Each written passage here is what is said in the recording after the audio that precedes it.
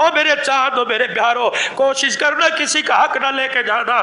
اللہ کی قسم ادا کرنے کی میری بھی نیت ہے, ادا کرنے کی کوشش کرنا, ورنہ بڑے بڑے سجدے. اللہ اکبر. جاؤ جاؤ خیری مدارس میں مولانا عبداللہ شیخ الحدیث بیٹھا ہوا ہے, فرمانے لگے اوے لوگو اگر بیٹیوں کا حق کھا کے چلے گئے قیامت کا دن ہوگا.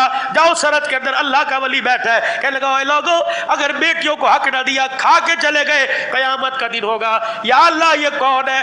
ایک مہینہ مدینے میں, ایک مہینہ مسجد نبوی میں, ایک مہینہ مکے میں اعتکاف کیا کرتا تھا. کون ہے؟ کروڑوں روپے زکات دیا کرتا تھا. کون ہے؟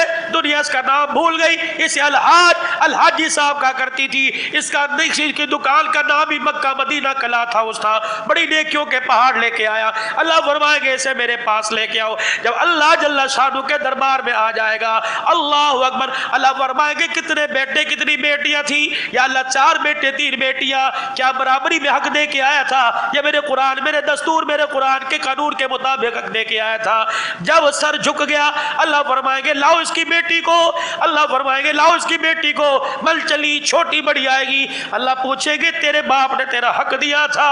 یہ بچی نے سر جھکا کے رونا شروع کر دیا. اللہ فرمائیں گے چھوڑ دو اس کی نمازوں کو, اس کی گٹھڑیاں نمازوں کی پرے پھینک دو.